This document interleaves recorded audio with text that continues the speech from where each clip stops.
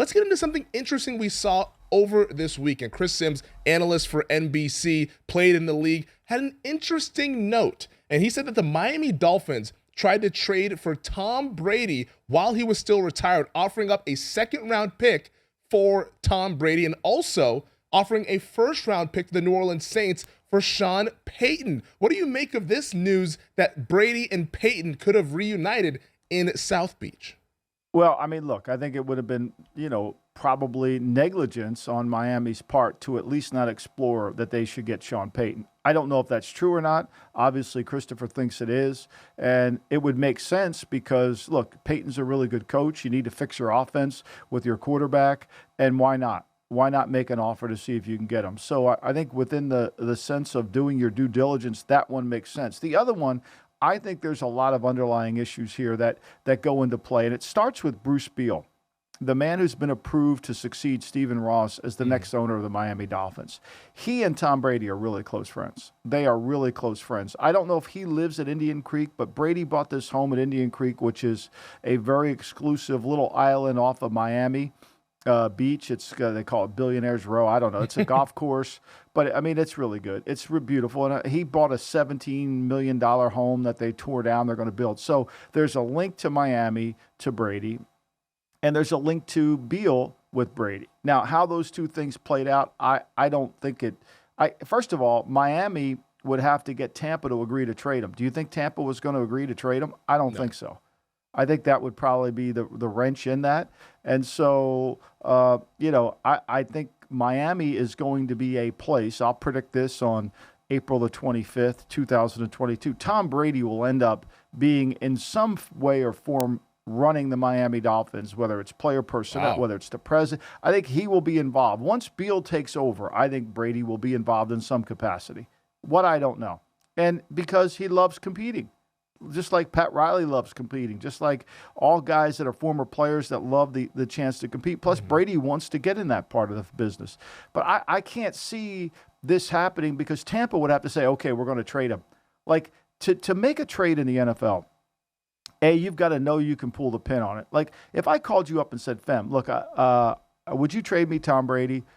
You would probably say no. Yeah. So, like, the conversation never gets to, well, we'll offer you a 2. That doesn't mean you were going to do a deal for a 2. That just means maybe they were trying to offer.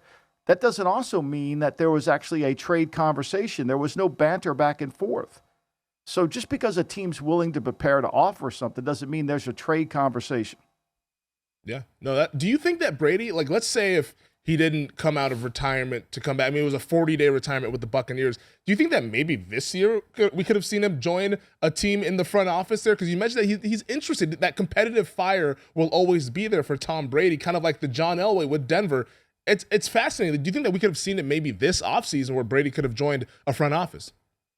I don't know this one, but I think eventually. I think with Beal, once he takes over, whatever Stephen Ross decides to do, it's already been approved. In 2016, the NFL owners approved that Bruce Beal will become the next owner of the Miami Dolphins once Stephen Ross either elects to sell it to him, if he passes away based on his estate, all those things. It's already etched in stone. So eventually there's going to be a relationship between Brady's best friend and the guy who owns the Miami Dolphins, which really goes back to when he was a free agent. Like, I think that's the team, and I said it on the pod before, that I think that was the team that Brady didn't understand why they weren't interested in him. They had Ryan Fitzpatrick at quarterback. Like, why wouldn't you want me to be there? Everybody thought it was Tennessee. I always thought it was Miami. Yeah, no, that's very fascinating. I'm looking at Bruce Beal right now as a New York businessman. I don't know, is he a Michigan man as well? Because Stephen Ross is a Michigan man. They've always made that connection. I think they might be. I don't know, but they're close. I know they're close, and I know Tom well enough to know that Tom likes the whole building of the team and the intricacies that go into running an organization. And certainly, I think he's got a lot of things he's doing on the side with his TB12. But eventually, I think he would like to do that. And why wouldn't you? If you got one of the greatest players of all time, wouldn't you want him in your front? You got Dan Marino, you got Brady. Come on. Yeah, maybe we can get a quarterback down there in South Beach, something that they've been looking for. Well, they have one. You're not allowed to say a bad word about him. You're not allowed to say a bad word. It's Tua. He's going to be great. Yeah, I didn't say anything about Tua. Tua Tagovailoa, it's going to be one of the more polarizing guys, and if he can pop this year, the Miami Dolphins could have a successful season. Real quick Brady news as well. The Bucs restructuring Tom Brady's contract. Is that just more so housekeeping or anything else at play there? Oh, that was definitely going to happen because he had so much money tied up in paragraph 5 that all they did was guarantee the paragraph 5 because he's going to be on the team, and it lowered their cap number to give him some room.